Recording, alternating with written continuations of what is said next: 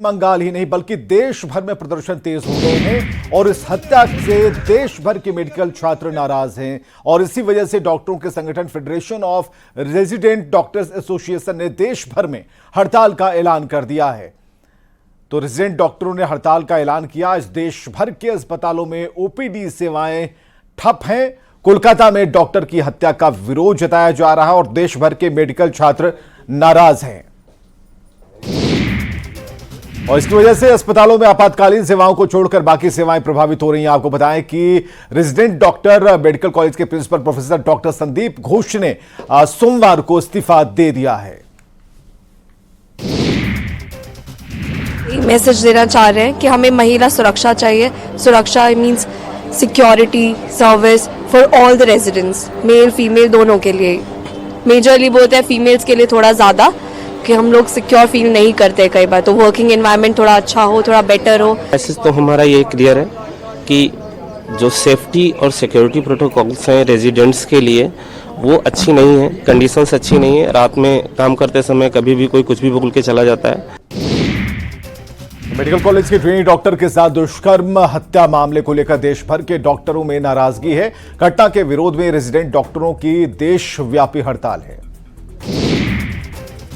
बात पटना की करें तो नालंदा मेडिकल कॉलेज और अस्पताल यानी एनएमसीएच में जूनियर डॉक्टरों ने रजिस्ट्रेशन काउंटर को बंद करा दिया है और ओपीडी सेवा को ठप कर दिया है। नाराज जूनियर डॉक्टर इमरजेंसी के सामने विरोध प्रदर्शन कर रहे हैं और दोषियों के खिलाफ कड़ी कार्रवाई की मांग की और इस एक दिन की हड़ताल में अस्पताल में इमरजेंसी सेवा अभी चालू है।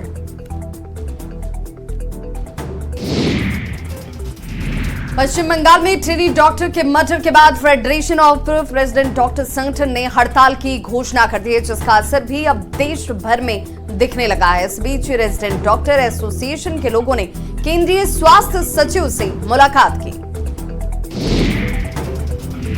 डॉक्टरों ने सरकार के सामने अपनी मांगों को रखा। डॉक्टर पूरे मामले पर सेंट्रल प्रोटेक्शन एक्ट की सरकार से मांग कर रहे हैं और साथ ही मृतक डॉक्टर के परिवार को उचित मुआवजा दिए जाने की भी मांग रखी गई है। बीपीएससी के टीआरई 3 के शिक्षक अभ्यर्थियों ने पटना में जमकर प्रदर्शन किया। शिक्षक अभ्यर्थी बीपीएससी ऑफिस का घेराव करने पहुंचे थे। पुलिस ने उन्हें रोकने का प्रयास किया, जिसके बाद उनकी पुलिस के साथ नोकझोंक हो गई। पुलिस ने लाठीचार्ज कर अभ्यर्थियों को हटाने की कोशिश की। कैंडिडेट की मांग है कि 1 कैंडिडेट 1 रिजल्ट होना चाहिए और साथ ही जो बात नोटिफिकेशन में जारी की गई है उसका पालन टीआरई 1 और टीआरई 2 में नहीं करने पर नाराजगी भी जताई। खबर जहानाबाद से, जहां मखदूमपुर के वाणावर पहाड़ स्थित सिद्धेश्वरनाथ मंदिर में एक बड़ा हादसा हो गया। तीर्थस्थल में भगदड़ मचने से 7 श्रद्धालुओं की मौत हो गई। जहानाबाद डीएम ने मौत की पुष्टि भी कर दी है। मरने वालों में 5 महिला और 2 पुरुष श्रद्धालु शामिल हैं। बताया जा रहा है कि देर रात की घटना तो 12 बजे से रात 12 से 1 बजे के करीब पहाड़ी पर चढ़ने के दौरान श्रद्धालुओं के बीच सीढ़ी पर भगदड़ मची। इससे अफरा तफरी मच गई।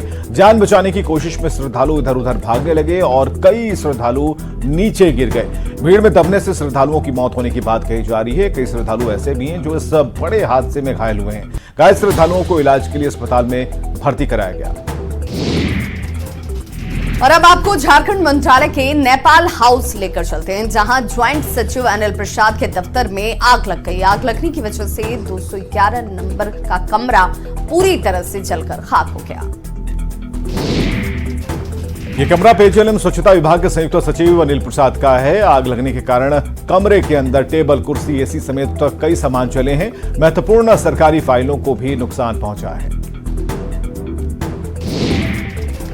शनिवार को हुई बारिश के बाद पटना में पूर्वी छोर से लेकर पश्चिमी छोर तक जल जमाव जैसे हालात नजर आए। जल जमाव से लोग परेशान दिखे। नगर निगम की ओर से जल जमाव से जल्द राहत का एक बार फिर से दावा किया गया।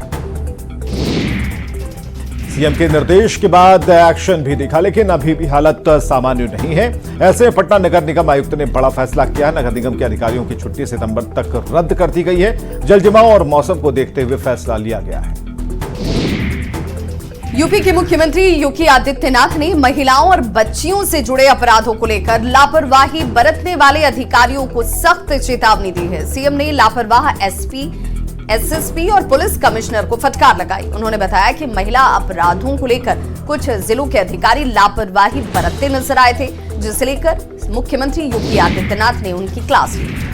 सीएम योगी ने लापरवाह अधिकारियों को 1 महीने का समय दिया। 1 महीने के बाद दोबारा इन अधिकारियों की परफॉर्मेंस देखी जाएगी। महिलाओं से जुड़े अपराधों को निपटाने में यूपी नंबर 1 है, लेकिन प्रयागराज कमिश्नरेट में ये 80% से ज्यादा, प्रतापगढ़ में 84% से ज्यादा, कानपुर देहात में 85% से ज्यादा, चित्रकूट में 86% से ज्यादा है और इस पर सीएम योगी ने बेहद नाराजगी जाहिर की। सीएम ने इन जिलों में जिले के अधिकारियों को जीरो टॉलरेंस नीति के तहत अपराध पर लगाम लगाने के आदेश दिए। और बड़ी खबर झारखंड के हजारीबाग से, जहां पर सजा काट रहे कैदी का खूनी खेल देखने मिला है। सुरक्षा में तैनात हवलदार की हत्या इसने कर दी है। उम्र कैद की सजा काट रहे कैदी ने हवलदार की ही हत्या कर दी। हत्याकांड के बाद से कैदी फरार हो गया। शेख भिखारी मेडिकल कॉलेज अस्पताल में कैदी का इलाज चल रहा था, तभी सुरक्षा में तैनात हवलदार थे चौहान हेम्ब्रम पर हमला कर उसकी हत्या की गई। सूचना मिलते ही पुलिस अधीक्षक अनुमंडल पदाधिकारी के अलावा अन्य पदाधिकारी मौके पर पहुंचे। फॉरेंसिक टीम इस मामले की जांच कर रही है। जम्मू कश्मीर के अनंतनाग में हुए आतंकी हमले में छपरा के दीपक यादव भी शहीद हो गए। शहीद दीपक यादव छपरा जिले के लौवा कला गांव के रहने वाले थे। दीपक जम्मू के अनंतनाग में आर्मी के फास्ट पारा स्पेशल फोर्स के हवलदार थे। दीपक यादव के शहीद होने की खबर मिलने के बाद गांव में शोक की लहर है। और आपको बताएं कि शहीद का पार्थिव शरीर पटना एयरपोर्ट पहुंच गया है। आज शाम तक शहीद का पार्थिव शरीर उनके पैतृक गांव पहुंचेगा। पूरे राजकीय सम्मान के साथ उनका अंतिम संस्कार होगा। परिवार वालों ने सरकार से मदद की गुहार लगाई है। गांव के लोगों ने भी स्मारक बनाने की मांग की।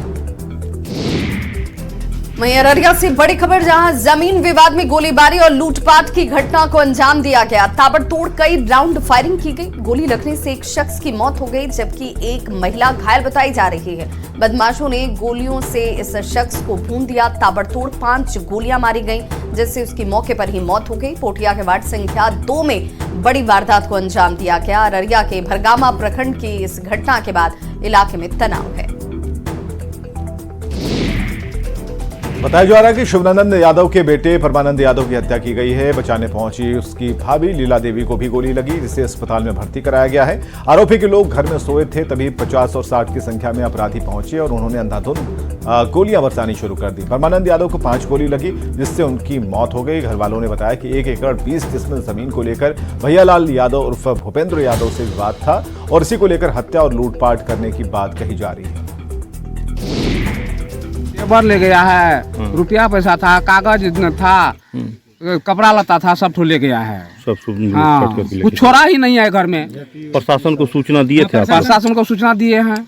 डेड बॉडी ले गया प्रशासन? हाँ, उसके साथ में गए थे। एक आदमी को गोली भी लगा हाथ में? 2 आदमी, एक तो मरिए गया, एक तो का हाथ में लगा है। वो जो है अभी नररिया महिला था कि महिला को? हाँ, महिला को। हाँ, महिला कौन थी? हमारा भाभी थी। क्या नाम था उसका? लीला देवी। रात में कितना फायरिंग हुआ होगा? फायरिंग लगभग 50+ हुआ है। 50+ फायरिंग हुआ है। इसमें मौत कितना आदमी का हुआ? मौत एक आदमी का, मेरा चाचा का मौत हुआ है। क्या नाम था आपके चाचा? परमानंद यादव। हाँ। और जो है मेरी बड़ी मम्मी का गोली लगा हुआ, जो कि अभी पूर्णिया में भर्ती है।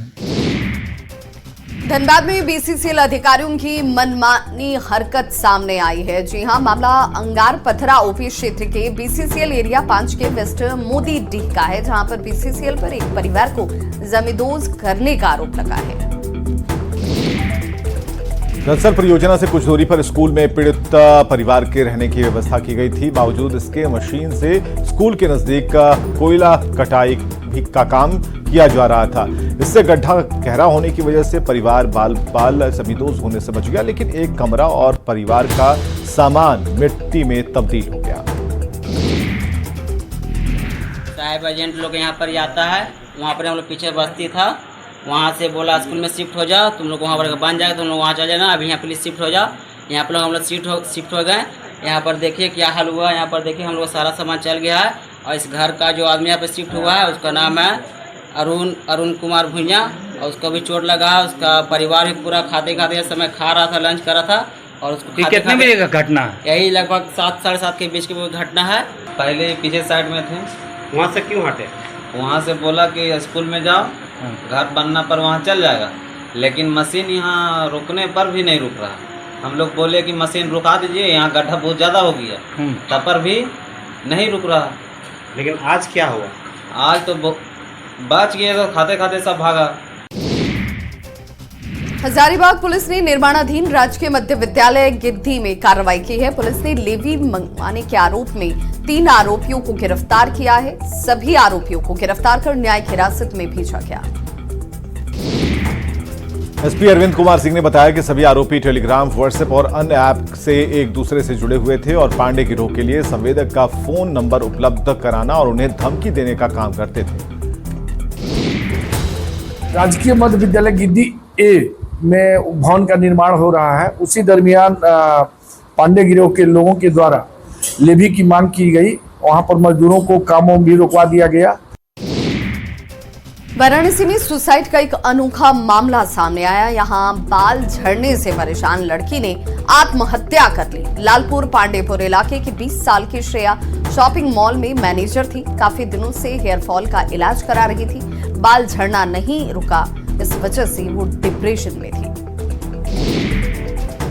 ग्रेटर नोएडा में लिफ्ट फंसने के मामले थम नहीं रहे। ग्रेटर नोएडा वेस्ट में एक बार फिर लिफ्ट फंसने की घटना सामने आई है। ग्रीन आर्क सोसाइटी की घटना है। बच्चा करीब 1 घंटे तक लिफ्ट में फंसा रहा। बाद में लोगों ने कड़ी मशक्कत के बाद उसे बाहर निकाला।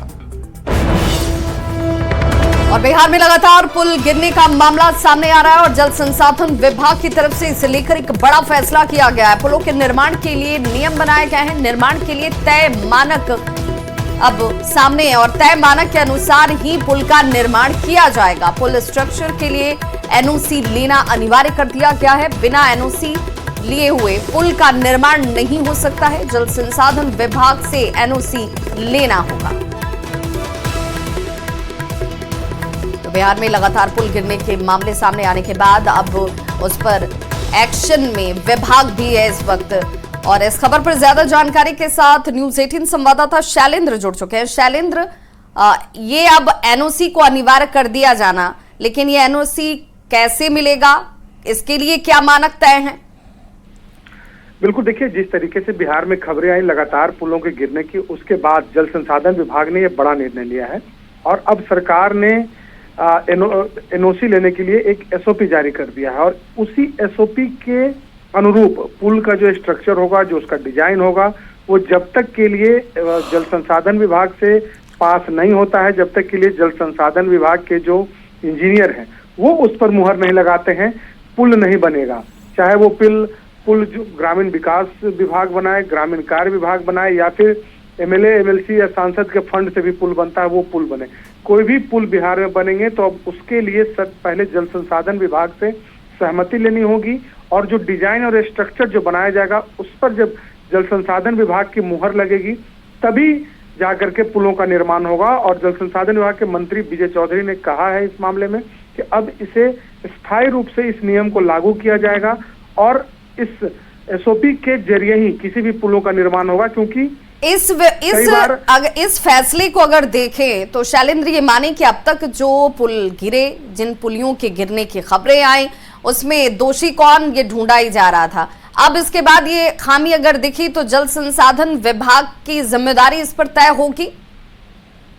बिल्कुल, देखिए जाहिर सी बात है कि पुलों को गिरने का सिलसिला पूरे बिहार में शुरू हुआ, उसके बाद दोषी कौन है, जिम्मेवार कौन है और कार्रवाई किस पे करनी है, इसको लेकर के मंथन का दौर अलग अलग विभागों में जारी हुआ और सभी ने ये माना कि कहीं न कहीं पुल के निर्माण में गड़बड़ी हुई थी, इसके कारण पुल गिरे हैं। और इन्हीं चीजों को देखते हुए सरकार ने निर्णय लिया कि चूंकि जल संसाधन विभाग इन चीजों को देख रहा है तो जल संसाधन विभाग ने एक एसओपी बनाया अपने विभाग के जरिए और जल्द ही उस एसओपी को अब जारी भी कर दिया जाएगा, सभी विभागों को दे दिया जाएगा कि यदि आप कहीं भी पुल का निर्माण करते हैं तो इसी एसओपी के, इसी मानक के अनुरूप आपको पुल का निर्माण करना है। लेकिन इससे पहले भी तो कोई नियम कायदे होंगे जिसके आधार पर पुल और पुलियों का निर्माण हो रहा होगा, या कोई नियम या मानक थे ही नहीं? बिल्कुल जाहिर सी बात है कि पहले जो नियम बनाए गए थे उन नियमों की अनदेखी की गई और खाना पूर्ति करके पुल बनाए गए।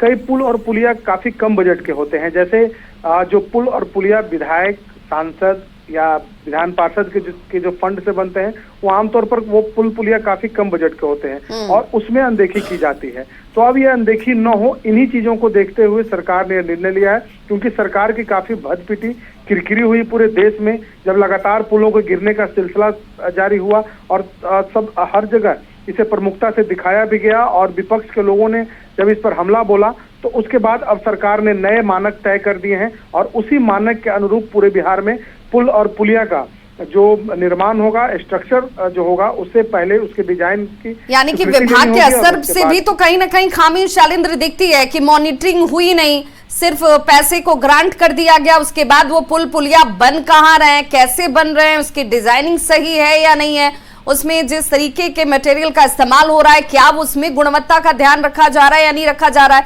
ये खामियां तो की गई।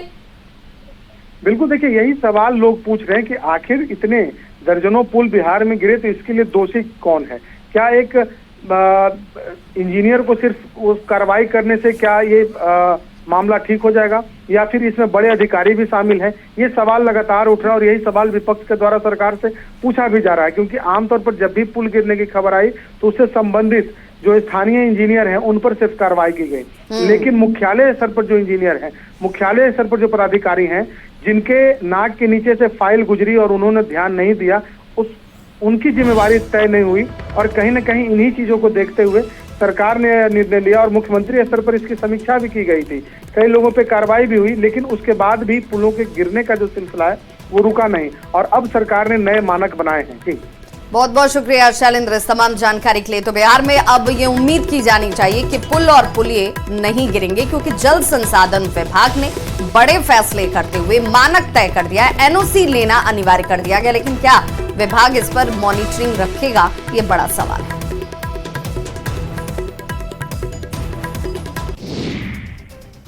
खबर रांची से है। जुमान नदी में बहे छात्र पीयूष का शव बरामद कर लिया गया है। आपको बताएं कि डूबने वाली जगह से करीब 4 किलोमीटर दूर बच्चे का शव बरामद हुआ है। एनडीआरएफ और स्थानीय गोताखोरों की मदद से बच्चे का शव बरामद किया गया। जानकारी के मुताबिक मृतक अपने 2 दोस्तों को बचाने के लिए नदी में कूदा था।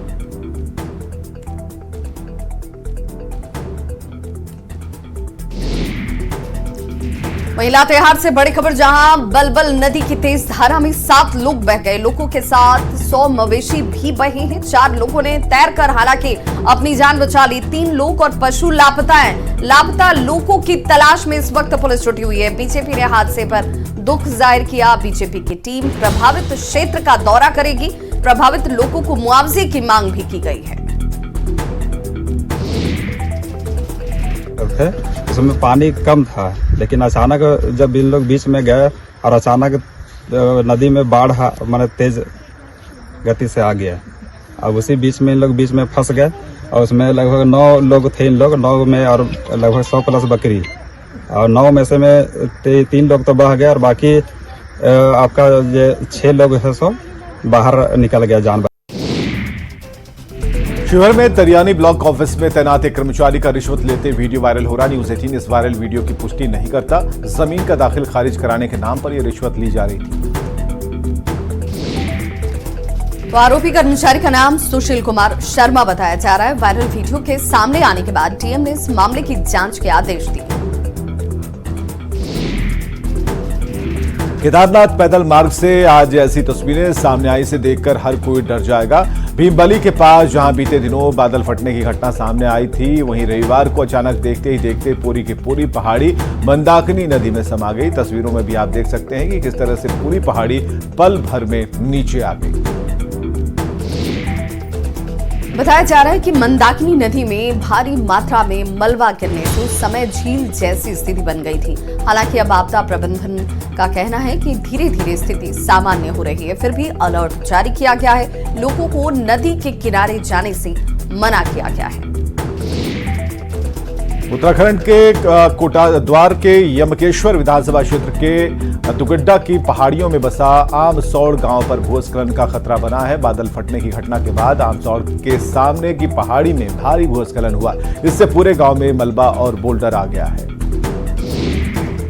तो भूस्खलन के साथ आए मलबे में कई मकान दब गए और ग्रामीणों को रातों रात अपने घरों को छोड़कर दूसरे गांवों में जाना पड़ा। बरसात के साथ ही गांव से लगी पहाड़ी से बोल्डर गिरने की वजह से लोगों की परेशानी बढ़ गई। जानमाल का खतरा इस वक्त लोगों के ऊपर बना हुआ है। मामले में प्रशासन का ये कहना है कि घटना के बाद गांव पर नजर रखी जा रही है। बरसात खत्म होने के बाद ही पहाड़ी पर ट्रीटमेंट का काम किया जाएगा।